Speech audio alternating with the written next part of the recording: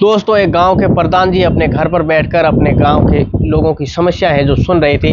तभी उसके सामने एक 30 साल की महिला आती है और रोते हुए वो कहती है कि प्रधान जी, मैं बहुत परेशान हूँ, मेरी विधवा पेंशन लगवा दीजिए। अब प्रधान जी हैं, जब उस लड़की को देखते हैं, उससे पूछते हैं और कहते हैं कि आपका घर कहाँ है, ससुराल कहाँ है। तो वह लड़की नाम बताती है। उसके बाद में वे कहते हैं कि क्या तुम अपना जीवन अकेले ही बिताना चाहती हो। तो वो कहती हैं कि करूँगी तो क्या करूँ मैं, इस दुनिया में मेरा कोई है भी नहीं, अकेले ही बिताना पड़ेगा। अब यूँ तो प्रधान जी भी कोई समस्या है जो चुटकियों में निपटा देने के लिए मशहूर थे, लेकिन ये जो समस्या थी इसको लेकर वह सोच में पड़ जाते हैं, क्योंकि उनकी भी स्थिति है जो कुछ इस महिला की ही तरह होती हैं, क्योंकि वो कई सालों से वे बिना पत्नी के अपना जीवन गुजार रहे थे, यानी कि उनकी भी पत्नी मर चुकी थी। वह बेखूबी उस महिला की समस्या को समझ रहे थे।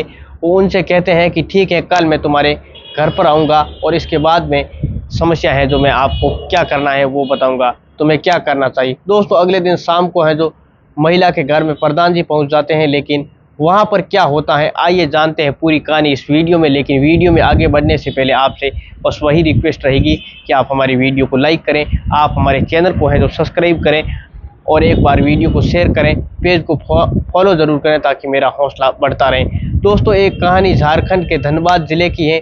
उस महिला का नाम साधना होता है। साधना के पति की लगभग 2 साल पहले मौत हो जाती है। उसके बाद में सास ससुर थे, ननद थी, उसके पति हैं जो उसकी तो पहले ही मौत हो चुकी थी, पति के भाई हैं, लेकिन उससे उनका कोई मतलब नहीं था। उसके पति की मौत जब हुई थी वो मुंबई में हादसे की वजह से हुई थी, लेकिन उसकी लाश भी गांव तक नहीं पहुंच पाती हैं।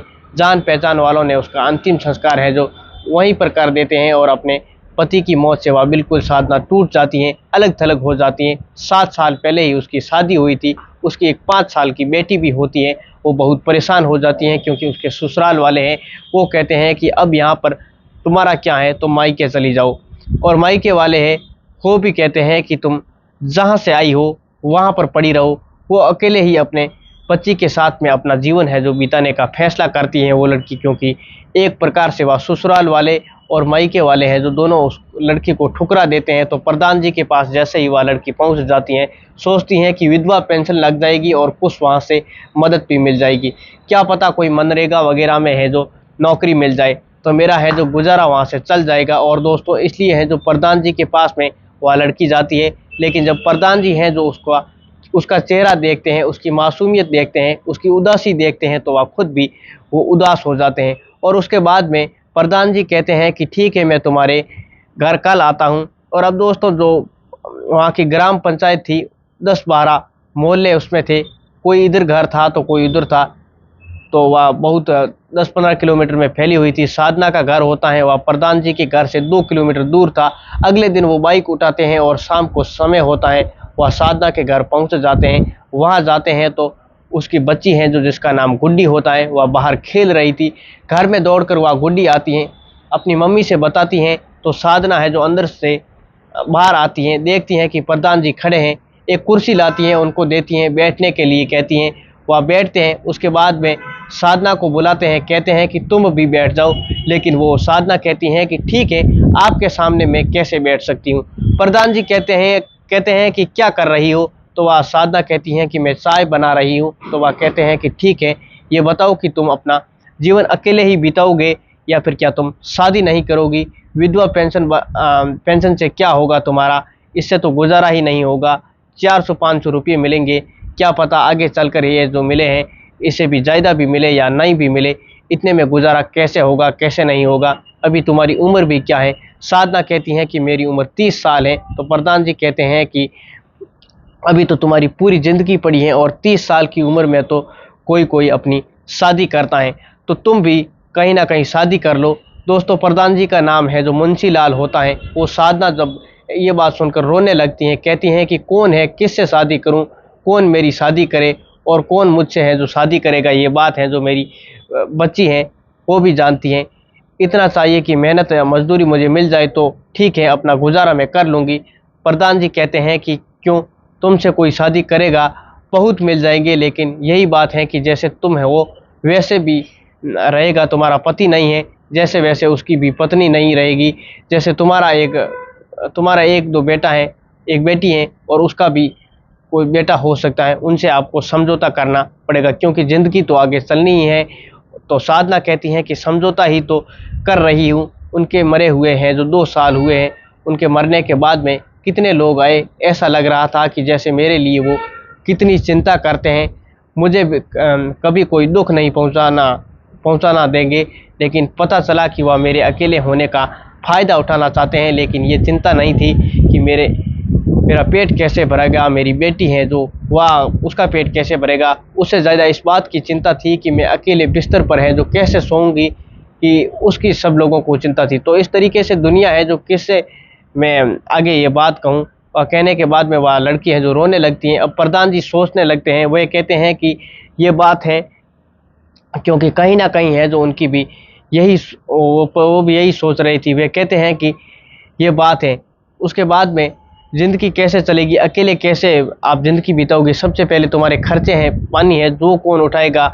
तुम्हारे सास-ससुर हैं, वो कुछ नहीं देते हैं। तो वह कहती हैं कि क्या देते हैं, उनके पास ही तो क्या है, मुझे उन लोगों से कोई शिकवा नहीं है। अब दोस्तों वैसे तो प्रधान जी हैं जो सबको जानते थे, उनके बाद में सास-ससुर को भी अच्छी तरीके से वे जानते थे, उनके पति को भी जानते थे, ये भी जानते थे कि 2 साल पहले हैं जो उनकी मौत भी हो गई थी, लेकिन वह ये नहीं जानते थे कि उसकी पत्नी कौन है, किस हालात में है, इस महिला के बारे में वे नहीं जानते थे। बस उसको है जो देखते हैं, वे देखते ही रह जाते हैं। साधना की है जो बातों को गौर से सुन रहे थे, तो तभी प्रधान जी कहते हैं कि अच्छा ठीक है, 4 दिन बाद मुझसे मुलाकात करना और इस स्कूल पे है जो एक गाँव में स्कूल है, दोपहर को वहाँ खाना बनाना है। कुछ औरतें वहाँ पर खाना बनाती हैं, तो एक जो है जो काम छोड़ने वाली है, शायद अपने पति के साथ में वो कहीं बाहर जा रही हैं, देश परदेश हैं जो जाने की सोच रही हैं, तो तुम उसकी जगह पर है जो लग जाना, तुमको मैं बताऊँगा 4 दिन बाद में तुम स्कूल पर आ जाना। तो वह लड़की कहती है कि ठीक है। उसके बाद में तब वह जाने लगते हैं तो कहते हैं कि बैठ जाइए, चाय बना रही हूँ, पी लीजिए। प्रधान जी हैं जो वहाँ पर बैठ जाते हैं, कहते हैं कि चाय वगैरह तो मैं पीकर ही आया हूँ, लेकिन तुम कहती हो तो पी लेता हूँ। दोस्तों फिर वह बैठ जाते हैं, उसके बाद में साधना चाय लाती हैं, वो पीने लगते हैं, वो भी पीते हैं। उसके बाद में अपनी जेब से प्रधान जी 500 रुपये हैं जो उसके उन्हें देते हैं, और देने के बाद में वह उसके सास-ससुर होते हैं, उसके पास जाते हैं। तो वे कहते हैं कि ये बताओ कि तुम्हारी बहू कैसी है? इतनी परेशान रहती हैं, तुम लोगों को अपने पास है जो क्यों नहीं रखते हो? तो वह के सास-ससुर बोलते हैं कि हम लोग कौन-सा आराम से हैं जो अपनी ज़िंदगी है जो जी रहे हैं, हम भी परेशान ही हैं। हमारा जो नालायक है जो बेटा है, एक हमारा लायक बेटा था, वो चला गया है। मेरी है जो सारी की सारी अब मुझे चिंता सता रही है। अब हम क्या करेंगे, क्या सोचेंगे, कुछ पता नहीं है, क्या उनका फ्यूचर है जो क्या होगा। अब जो एक बेटा लफंगा है, उसके साथ में कई लड़कों के साथ में घूमता है, यहाँ पे घर में लेकर आते हैं, और 6 महीने पहले है जो 3-4 लड़कों को यहाँ पर लेकर आ गया था, और उससे किसी ने है जो बहू को छेड़ भी दिया था। ये बात लेकर बहू ने बवाल भी कर लिया था। रोज़-रोज़ जो है जो ये लफंगों को लेकर आ जाता है, ऐसे थोड़ी मैं रहूँगी। यहाँ पर है जो अभी भी वहाँ से अलग रह रही है। वे कहते हैं कि वैसे तो किसी फालतू जो अपने द्वार पर वह लड़की खड़ा ही नहीं होने देती हैं। इतनी बात है जो बहुत शरीफ हैं, बहुत मेहनती हैं, मान सम्मान से वह लड़की रहती हैं। लेकिन अब है जो क्या पता हमने है जो किसी ने बिगाड़ रखा है। ये देखना पड़ रहा है कि उसके सास-ससुर की भी आँखों में आँसू आ जाते हैं अपने बेटे की याद करके। प्रधान जी हैं वो कहते हैं कि मुंशीलाल हैं जी, तुम ही है जो कुछ करो यार, मेरे बहू के बारे में कुछ सोचो, उसे समझाओ। हम लोग हैं जो बहुत इस स्थिति में नहीं है कि अपना बुढ़ापा देखें, उनको देखें हैं कि उनकी शादी है जो विवाह है जो कहीं करें, यही सोच रहे हैं।